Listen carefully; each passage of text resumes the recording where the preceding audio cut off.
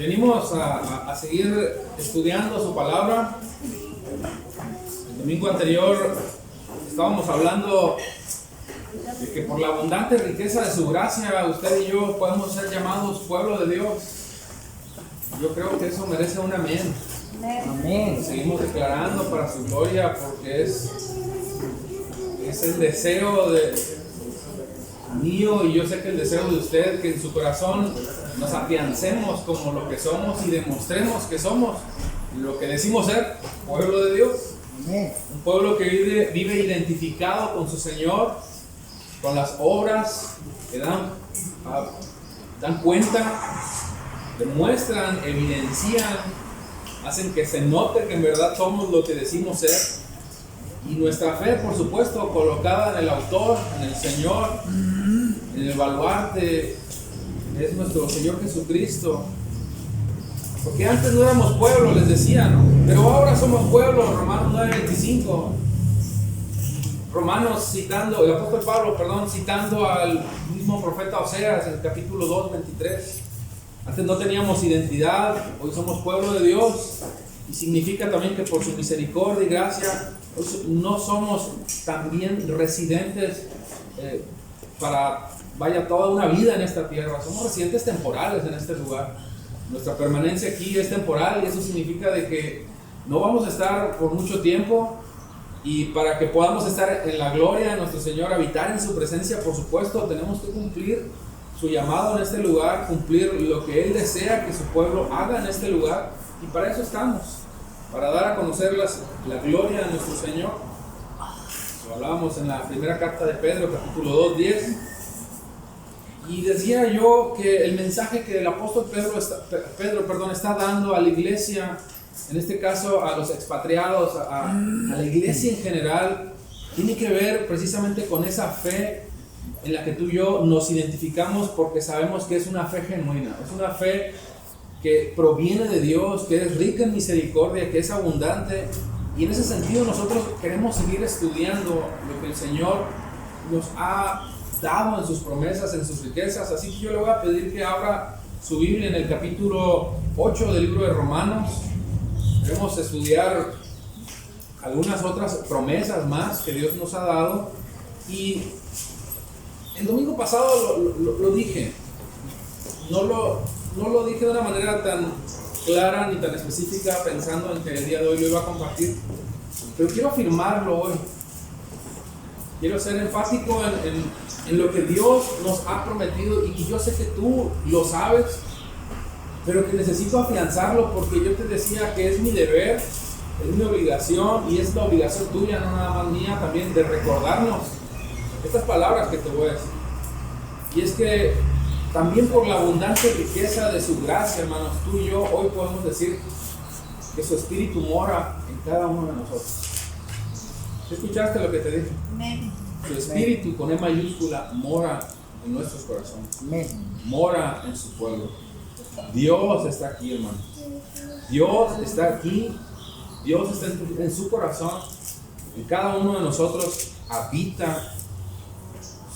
Y me gusta cómo lo dice el apóstol Pablo en su capítulo 8 al libro de los Romanos, porque si bien es cierto, nos va a decir esto que te acabo de afirmar, nos explica muchas cosas, muchas realidades, muchas verdades de las cuales no tenemos que olvidar. Yo voy a leerlo en la Nueva Versión Internacional, a lo mejor hay una pequeña diferencia ahí, pero por favor, léalo conmigo. Dice: sin embargo, ustedes no viven según la carne, sino según el Espíritu, con mayúscula. Fíjate esta interesante forma, ¿no?, en la que introduce después, y lo vamos a hablar. Si es que el Espíritu de Dios vive en ustedes. Esa palabra sí, por favor, ahí ténganlo subrayado. Y si alguno no tiene el Espíritu de Cristo, no es de Cristo. Pero si Cristo está en ustedes, el cuerpo está muerto a causa del pecado, pero el Espíritu que está en ustedes es vida a causa de la justicia. Una vez más, el versículo 11.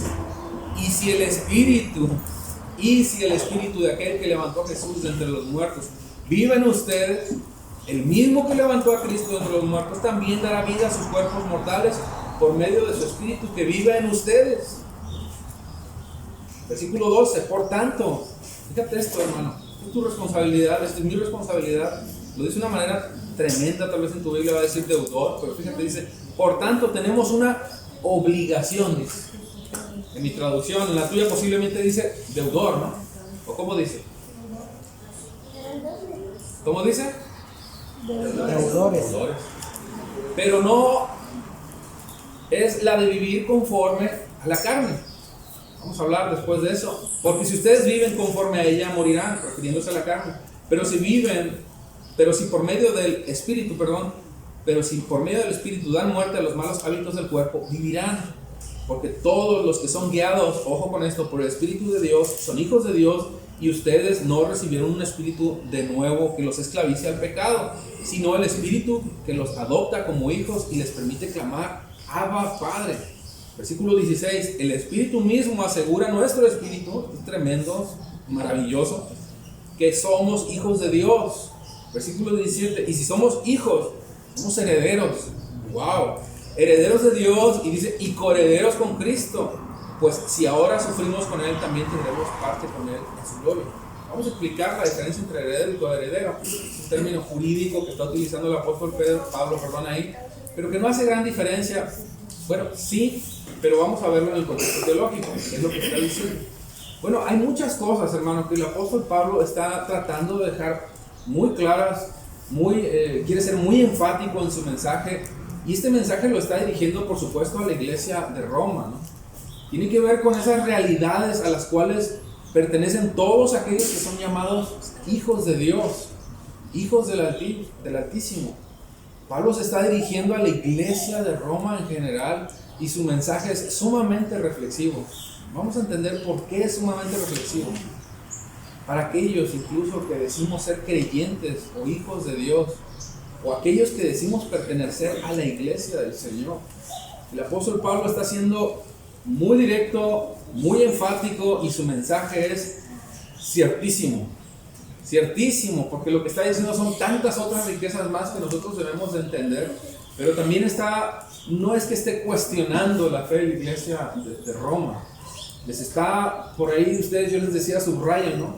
Les está haciendo meditar o reflexionar si es que en verdad el Espíritu de Dios mora en ustedes. Fíjate cómo no está cuestionando su fe. Está de alguna manera temeraria, por decirlo de alguna forma. Está tratando de hacerlos meditar en su fe, y si lo que él está diciendo es de conformidad con lo que ellos están viviendo, porque evidentemente las obras de esa iglesia tienen que mostrarse para dar cuenta de que en verdad el Espíritu de Dios está con ellos, mora con ellos, de que en verdad son guiados por el Espíritu de Dios. Y todo eso es lo que el apóstol Pablo está enfatizando. Pablo no está cuestionándolos, está exponiéndolos a esas verdades que nos permiten incluso a nosotros autocuestionarnos, hermano. Vuelvo a lo mismo, a la reflexión, a la introspección de nuestra fe. Cualquiera que afirme, cualquiera que diga que es pueblo de Dios, que Dios mora en él, que es hijo de Dios, hermanos, esa palabra es poderosa, y esa palabra tiene que ser interpretada no a la luz de mis propias ¿cómo se dice? A la luz de mis propias interpretaciones personales, es decir, de lo que yo creo, de lo que yo supongo, porque soy hijo de Dios, o porque yo digo que soy hijo de Dios, nada más. No, es interpretada a la luz de lo que la Escritura me enseña y me explica, para que yo pueda decir que verdaderamente soy hijo de Dios. Pablo está afirmando quiénes son hijos de Dios y por qué tú puedes afirmar esa verdad. No se trata únicamente de argumentar a mi favor. Es que yo soy hijo de Dios, es que yo voy a la iglesia, es que yo sirvo. Hermanos, eso no es garantía de nada. Eso es parte, ¿verdad?, de lo que hacemos, y lo hacemos porque conocemos al Señor, porque su Espíritu nos dirige obviamente a buscar su palabra, a conocerle, a amarle, a estar en comunión con los santos. Pero hermanos, eso es una parte de lo mucho más que tenemos que nosotros meditar acerca de nuestra fe. Yo te lo decía, y déjame insistir en esto. No podemos interpretar nuestra realidad como cristianos a la luz de nuestra propia interpretación acerca de lo que Dios dice. Es lo que Dios dice lo que a mí me va a finalmente dar luz para decir si verdaderamente soy lo que digo ser. Soy cristiano, ok, tú debes de vivir como Cristo. Amén. Y eso es lo que Pablo está diciendo. Quienes son de Cristo deben de lucir como Cristo. Si eres pueblo de Dios, debes de lucir como pueblo de Dios. Pablo, por ejemplo, ahorita lo vamos a leer, pero dice, un hijo de Dios no es esclavo de su pecado. Tú no eres esclavo de tu pecado. Yo no soy esclavo de mi pecado. Ciertamente el pecado causa estragos en ti y en mí. Ciertamente el pecado está aquí. Nosotros nos sigue seduciendo. Pero el pecado no me condena, el pecado no me esclaviza, el pecado no me lleva a ser un deudor de la carne, como dice el apóstol Pablo. Lo leíamos. No me obliga a vivir de conformidad a esos deseos que el apóstol Pablo cita también a la iglesia de Gálatas. Capítulo 16, digo, puedes andar en el espíritu, no satisfagáis los deseos de la carne, porque los deseos de la carne son contra los del espíritu, y estos se oponen entre sí para que hagáis lo que la carne desea que hagamos. Y conocidas son las obras de la carne. Usted las sabe. Un hijo de Dios no es esclavo del pecado, eso lo dice el versículo 15. Un hijo de Dios nunca verá una muerte eterna. Versículo 11. Un hijo de Dios nunca podrá vivir ni deberá vivir irresponsablemente en su fe. Esa verdad, hermanos, se las está exponiendo a la iglesia del primer siglo, a la iglesia que está aproximadamente en el año 50, 60, conociendo la verdad, la palabra de Dios con la que están siendo nutridos, y esa verdad no ha cambiado para ti, para mí hoy, ni es mucho menor ni diferente para su iglesia hoy. Su carácter es inmutable. El temor de Dios que Él infunde en nosotros nos sigue llegando a este mismo punto, a vivir sabiendo que su Espíritu mora en nosotros y debería de producir en ti y en mí esto que estamos leyendo, no una mortificación, sino un gozo, saber que la exigencia de ser hijo de Dios, de ser pueblo de Dios, de saber que su Espíritu mora en mí, es tan alta. Porque yo creo que tú en las actividades que tienes diarias, tú has encontrado o has escuchado personas, ¿no? que con las que hablas y te comparten su vida en particular o X trámite, lo que estén haciendo, y a veces dicen, ¿no? Por alguna razón, en mi trabajo que lo digo, que dicen, sí, gracias a Dios, y de repente hasta bendiciones se dicen, ¿no? Dios te bendiga, o cosas así, y uno puede asumir, bueno, a lo mejor es creyente, no es cristiano, ha de tener su fe muy afirmada en el Señor, pero eso no es garantía, hermano. Eso no es garantía de que así sea. Eso no es garantía de que Él sea un hijo de Dios. Eso no es garantía de que sea pueblo de Dios, y mucho menos de que el Espíritu de Dios mora en Él. Amén. Hermanos, la exigencia es alta. Dios mora en su pueblo, Dios mora en ti y en mí y en cada uno de nosotros. Porque es Cristo, es Dios mismo, su Espíritu, quien habita en nosotros y nos hace vivir de conformidad a esa verdad que estamos nosotros profesando. No nada más la estoy profesando, la estoy viviendo, porque vivo de conformidad al Espíritu. Su santidad en mí, su justicia en mí me permite vivir de la forma o de conformidad a lo que su palabra me enseña. Lo que Pablo está hablando no es algo trivial como se escucha allá afuera, no es algo relativo como el mundo lo quiere asimilar, ambiguo, que se puede interpretar. ¿Por qué no? Todos somos hijos de Dios. ¿Por qué no? Si usted ha escuchado, ¿no? Todos somos hijos de Dios. Todos somos hijos de Dios. Eso no es cierto. Eso lo enseña la Escritura. Pablo dice algo que es fundamental y es determinante en la vida de todos y no deja lugar a dudas. Dios hace morada en aquellos que son de Cristo. Nada más. Vuelvo a decir, no es ambiguo, no está sujeto a interpretaciones personales. Dios lo enseña, su Espíritu únicamente hace morada en aquellos que son de Él. Cristo, su Espíritu, Dios hace morada en ti. ¿Sí estás entendiendo eso?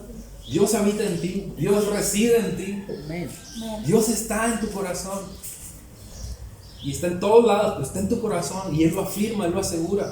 Si tú vives de conformidad a su palabra, si tú te has apropiado de Cristo en tu corazón, si tú crees, la gracia de Dios produce ese gozo en tu corazón que te permite vivir de conformidad a esa verdad. Yo decía que Pablo no estaba cuestionando definitivamente la fe ni la vida espiritual de la iglesia de Roma, por supuesto que no. Pero es bien interesante cómo en los versículos 9, por ejemplo, dice, si es que el Espíritu, con mayúsculas, si es que el Espíritu vive en ustedes, ¿no? Ese si es, no está cuestionando, pero verás, aplícatelo a ti mismo. O sea, si en verdad digo ser lo que soy y su Espíritu mora en mí, yo no debería hacer esto. Yo no debería pensar en esto. O yo no debería actuar así. El versículo 10 dice, pero si Cristo está en ustedes, que es su Espíritu, estamos hablando de la misma persona, el cuerpo está muerto a causa del pecado. Fíjate qué interesante. Pero si Cristo, está en ustedes, el cuerpo está muerto a causa del pecado. ¿Cuánto quisiéramos, no? Que esto, digo, porque para entender un poquito más profundamente esto necesitaríamos leer el capítulo 7. Creo que ahorita alguien de ustedes me puede ayudar a buscar el versículo que estoy pensando. Pero usted y yo sabemos que aunque estamos muertos al pecado, el pecado sigue causando estragos, ¿no? ¿O no? Sigue causando estragos. Pero la realidad, hermanos, es que tú y yo deberíamos de estar literalmente así, como dice Pablo, muertos al pecado. O sea, no deberíamos ni de reaccionar a lo que el pecado produce, a lo que el pecado promueve o trata de hacer o de alguna manera activar en nosotros para que lo hagamos. Pero me parece, si puede alguien ayudarme a buscar en el capítulo 7, versículo 14, si no me equivoco, dice una realidad tan maravillosa. Capítulo 7, versículo 14, por favor.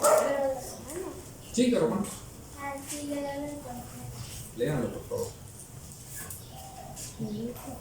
¿Sí? Sí. Amén. Dice la palabra del Señor, porque sabemos que la ley es espiritual, mas yo soy carnal, vendido al pecado. O sea, la ley es espiritual y nosotros estamos en el Espíritu, porque el Espíritu de Dios mora en nosotros. Pero nosotros sabemos que el pecado sigue haciendo estragos en nosotros. Yo te decía, para poder entender un poco más esto, necesitamos leer el capítulo 7. Yo me enfoqué un poquito más en el tema que deseo compartir, que tiene que ver con el Espíritu que hace morada en nosotros. Pero mediten esto, pero si Cristo está en ustedes, el cuerpo está muerto a causa del pecado. Versículo 11, si el Espíritu de aquel que levantó a Jesús de entre ustedes, de los muertos, vive en ustedes. Miren, el mismo Espíritu que levantó a Jesús de los muertos dice que vive en ustedes. ¿Por qué? Porque estamos hablando del mismo Dios, no estamos hablando de otro Dios, estamos hablando de un Dios, es Dios mismo, Cristo, su Espíritu morando en nosotros. Y yo cuando meditaba en esto, yo me hacía una pregunta, ¿no? ¿Cómo si soy de Cristo y su Espíritu, cómo es que soy de Cristo y su Espíritu hace morada en mí? ¿Cómo es eso posible, no? ¿Cómo sé si soy de Cristo y su Espíritu hace morada en mí? Y el versículo 16 nos dice, el Espíritu mismo asegura a nuestro espíritu que somos hijos de Dios.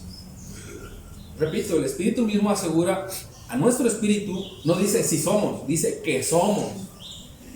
O sea, te va a afirmar que somos hijos de Dios. Amén. El Espíritu mismo asegura a nuestro espíritu, el Espíritu con mayúscula, el Espíritu con minúscula, el Espíritu de Dios asegura a nuestro espíritu que somos hijos de Dios.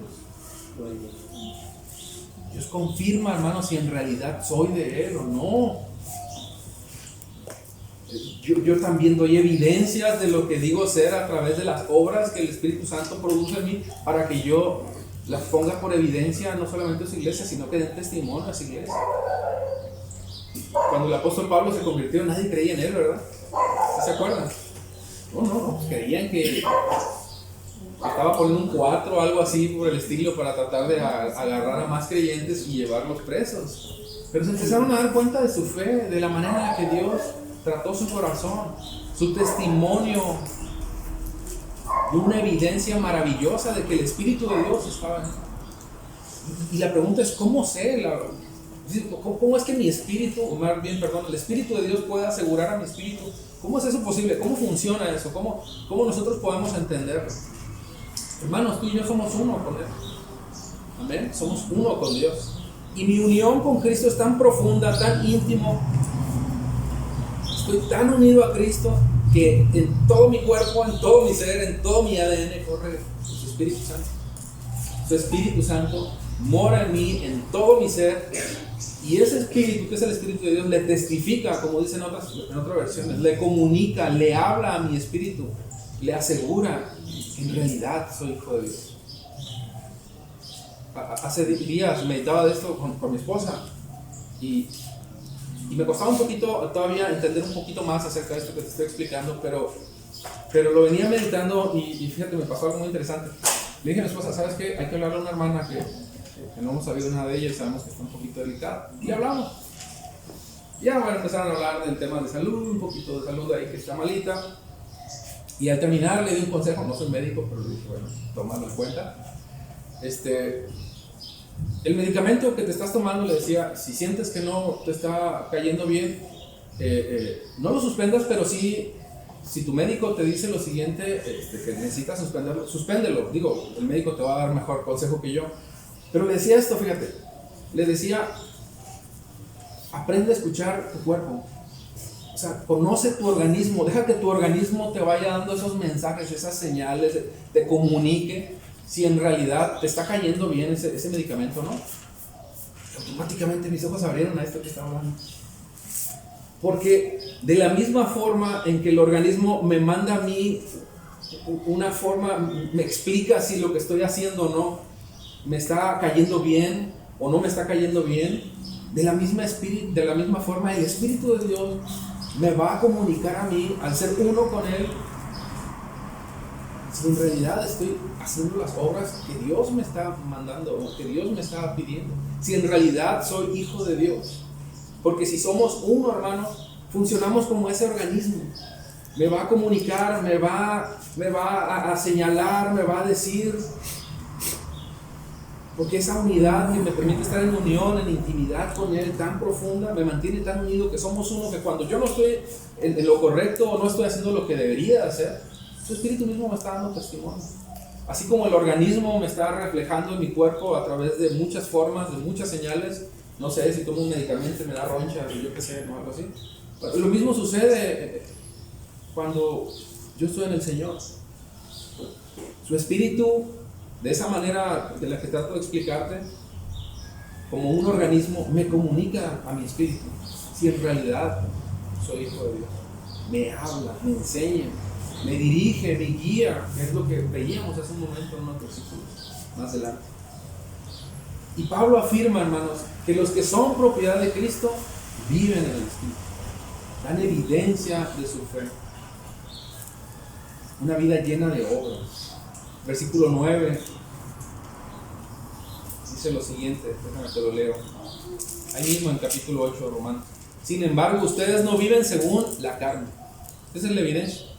No viven según la carne, sino según el Espíritu. Si es que el Espíritu de Dios vive en ustedes. Si alguno no tiene el Espíritu de Cristo, no es de Cristo. Pablo nos afirma, los que son propiedad de Cristo. Si son propiedad de Cristo, el Espíritu de Dios mora en ustedes. Si es que el Espíritu de Dios vive en ustedes, vuelvo a leerlo. Si el Espíritu, sin embargo, ustedes no viven según la carne, sino según el Espíritu. Si es que el Espíritu de Dios vive en ustedes, si alguno no tiene el Espíritu de Cristo, no es de Cristo. Nosotros somos de Cristo, pertenecemos a Cristo, somos propiedad de Cristo. Me gusta mucho cómo el apóstol Pablo también a la iglesia de Galacia le dice en el capítulo 5, versículo 22, yo te lo leo, pero el fruto, ese pero es asombroso, el fruto del Espíritu, con mayúscula, es amor, gozo, paz, paciencia, benignidad, bondad, fidelidad, mansedumbre, dominio propio. Contra tales cosas no hay ley, pues los que son de Cristo, Jesús, han crucificado la carne con sus deseos y pasiones. Si vivimos por el Espíritu, andemos también por el Espíritu. No nos hagamos vanagloriosos, provocándonos unos a otros, envidiándonos unos a otros. Somos propiedad de Cristo porque nosotros sabemos, y yo quiero que tú medites en eso en tu corazón, en tu vida, en el ejercicio de tu fe, que estos frutos del Espíritu, yo los estoy viviendo. Yo los estoy viviendo. Y si no, tendrás que hacer una introspección en tu vida. Tienes que hacer una introspección. No, hermano, yo no estoy diciendo que tú no puedes pecar. Todos somos pecadores. Todos aquí somos pecadores. Estoy hablando de que el fruto del Espíritu que mora en ti evidencian esta clase de frutos que tienen que ver con Dios, con el Señor, con su gobierno y su señoría en mí. No evidencian una vida pecaminosa, una vida llena de cumplimientos en mis deseos carnales, porque yo vivo precisamente como si estuviera muerto a ese pecado. Pablo afirma, por otro lado, que los que son de Cristo, sus cuerpos están muertos al pecado, es lo que vengo diciendo, y su Espíritu, por la justicia de Dios, nos ha dado vida en él. Déjame te leo el versículo 10 una vez más. Pero si Cristo está en ustedes, el cuerpo está muerto a causa del pecado, pero el Espíritu que está en ustedes es vida a causa de su justicia. Yo quisiera que así fuera, ¿verdad? O sea, esto va a ser completamente cumplido cuando estemos glorificados en nuestros cuerpos, pero la realidad es que también hay influencia del pecado, te decía. Sin embargo, nosotros deberíamos vivir como muertos al pecado, pero sabemos que ese Espíritu que es la justicia de Dios, el Espíritu de Dios, y que nos ha dado, nos ha otorgado su justicia a nosotros también, nos traerá vida eterna, nos unirá más a Él todavía. Y Gálatas lo dice en el capítulo mismo 5:24, los que pertenecen a Cristo Jesús han clavado en la cruz las pasiones y deseos de la naturaleza pecaminosa y los han crucificado.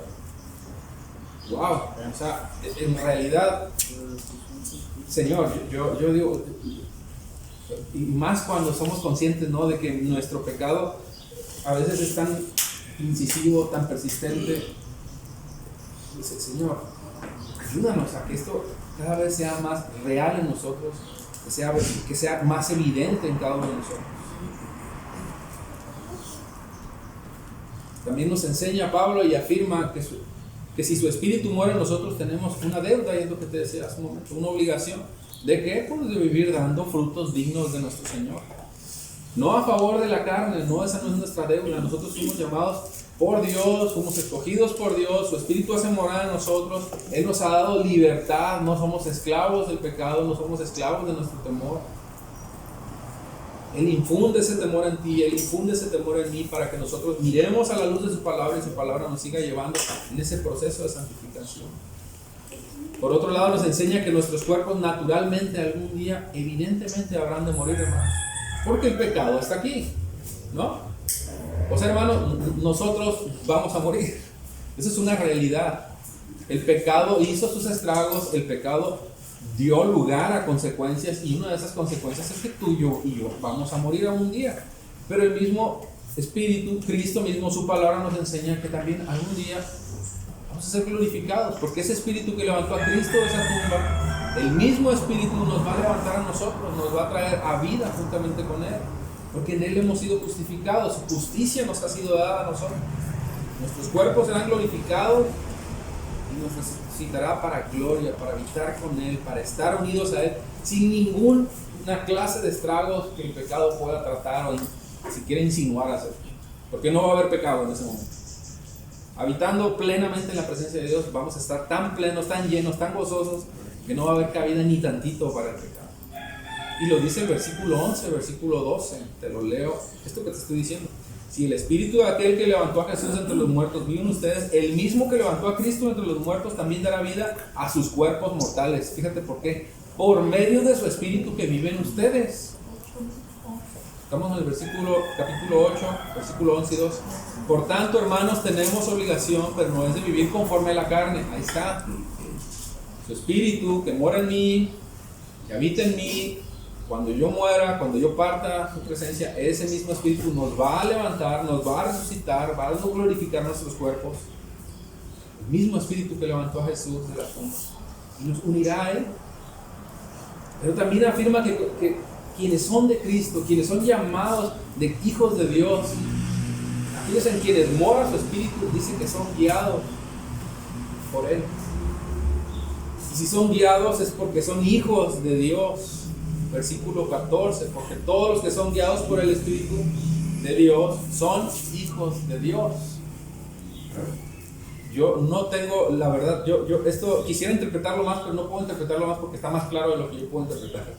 Y Dios es mucho más claro que yo. Todos los que son guiados por el Espíritu de Dios son hijos de Dios. Todos los que son guiados por el Espíritu de Dios son hijos de Dios. ¿Cómo sabemos que somos guiados por el Espíritu de Dios, hermanos? Nuestra norma de fe y conducta. ¿Qué dice Dios? ¿Qué nos enseña Dios? Es interesante lo que Pablo cita también a la iglesia de Galacia, en el mismo capítulo 5. Pero si son guiados por el Espíritu, con mayúscula, no estás bajo la ley. ¿Cuál ley? La ley del pecado que me rige, que me gobierna. Que no nos gobierna, mora, pero no nos gobierna. A eso se está refiriendo el apóstol Pablo. Nos enseña además que quienes recibieron su Espíritu son adoptados como hijos. Esto ya lo he venido diciendo. Pueden clamar, pedir a su favor, pedir ayuda, pedir socorro. Y fíjate esto, podemos decirle Abba Padre. Abba Padre. O sea, hermano, tú puedes acercarte a su presencia. Ya no hay un velo, ya no hay un sumo sacerdote. Él es nuestro sumo sacerdote, pero Él permite ese acceso ahora a ese lugar santísimo. No hay nada que cumplir, no hay ningún ritual que hacer, no hay ninguna obra que presentar, no hay ningún sacrificio que hacer. Cristo ya no va a hacer incluso otro sacrificio porque ya se hizo el sacrificio. Y nosotros podemos decir, Abba Padre. Esa palabra en arameo que significa Padre. Hermanos, quien no es hijo de Dios no puede llamar a Dios Padre. Y tú sí puedes llamar a Dios Padre. Y digo, no puede en el sentido de que en efecto cualquiera puede decir papá a Dios, pero que tú le digas papá a Dios, padre a Dios, y que Él te oiga es muy diferente. O sea, tú puedes clamar a Dios, tú puedes acercarte a Dios, tú puedes clamar en su socorro. Además nos enseña que ninguno de sus hijos puede ser esclavo para volver el temor. Esto lo dice el versículo 15. Me gusta mucho cómo el primer versículo del capítulo 8 de Romanos afirma mucho esto que te estoy diciendo. Porque la ley del Espíritu de vida en Cristo Jesús te ha liberado de la ley del pecado y de qué cosa? Y de la muerte. Somos libres. Todo esto que te estoy diciendo está en el versículo 15. Y ustedes no recibieron un espíritu de nuevo que los esclavice al miedo, sino que el Espíritu con E mayúscula que los adopta como hijos y les permite clamar Abba Padre. Su Espíritu afirma, testifica, confirma, nos habla que tú y yo somos hijos de Dios porque estamos íntimamente unidos, profundamente unidos a Él. Y te lo decía de esa forma que te explicaba, como un cuerpo, como un organismo. Nos explica, nos da señales, nos avisa, nos comunica si en realidad lo somos. Nos va corrigiendo, nos va guiando. Y esto yo quiero alcanzar a terminar de decirlo porque esto es maravilloso, ¿no? Cómo se centran todas sus riquezas y sus promesas aquí. Porque afirma que somos herederos y coherederos. ¿Y cuál es la diferencia? Bueno, hermano, la realidad es que no hay ninguna diferencia. Y esto es lo que a mí me hace caer de rodillas. Porque yo no tengo ninguna, yo no debería tener parte con Él, mi parte debería estar pereciendo por una muerte eterna, pero Él en su justicia me hizo heredero con Él. Él es heredero, pero en el momento en el que yo me uno, creo en Él, su Espíritu me une a Él, me hace coheredero, porque ya no es Él nada más el heredero, ahora yo soy heredero con Él y eso nos hace coherederos. Eso es lo que está diciendo. Nos une, nos hace ricos en sus promesas. Y ese efecto, esa validez se cumple únicamente por la realidad, por la verdad que Cristo hizo en nosotros. Ese testamento, esas promesas de las cuales estoy hablando, de que tú y yo incluso obviamente somos hijos de Dios y que tenemos su Espíritu, es una verdad precisamente porque lo cita el autor de la carta a los Hebreos. Déjame te lo leo para terminar. Capítulo 9, versículo 15, medítalo en casa. Por eso Él es el mediador de un nuevo pacto entre Dios y la gente, para que todos los que son llamados puedan recibir la herencia eterna que Dios les ha prometido. Todos los que son llamados, subráyalo, pueden recibir la herencia eterna que Dios les ha prometido. Pues Cristo Cristo murió para librarlos del castigo por los pecados que habían cometido bajo ese primer pacto. Ve esto que te voy a decir. Ahora bien, fíjate la efectividad, la vigencia de ese testamento que cumple su efecto a partir de Cristo. Dice, ahora bien, cuando alguien deja un testamento es necesario comprobar que la persona que lo hizo ha muerto. El testamento solo entra en vigencia, dice el versículo 17, después de la muerte de la persona. Mientras viva él que lo hizo, el testamento no puede entrar en vigencia. Nosotros somos herederos con Cristo porque Él murió por ti. Su Espíritu mora en nosotros. Amén. Señor, cuántas verdades, cuántas realidades nos llevan de rodillas, Señor, a meditar en nuestro corazón, a meditar en nuestro espíritu, Señor, creyendo, por supuesto, Dios, que tú has hecho perfecta esa obra, pero también, Dios, si nuestras obras y nuestros frutos evidencian lo que en realidad somos. Padre, yo sé, Dios, que tu espíritu mora en cada uno de nosotros, y yo sé que también el pecado causa estragos, como lo hace en mí, como lo hace en cualquiera, pero yo ruego que ese proceso de santificación, esa obra tuya que tú estás haciendo y que la perfeccionarás, Dios, la culmines en cada uno de nosotros para que podamos no solamente glorificar y ver tu reino aquí, Señor, sino glorificar y ver tu reino una vez que seamos glorificados allá en tu presencia, Dios, pero podamos gozarnos aquí como cuerpo, como iglesia, como miembros tuyos, Señor, porque tu espíritu hace morada en nuestros corazones. Te lo rogamos en el nombre de Jesús y podemos clamar así, te decimos, Abba Padre. Bendito seas, en el nombre de Jesús, Señor nuestro. Amén.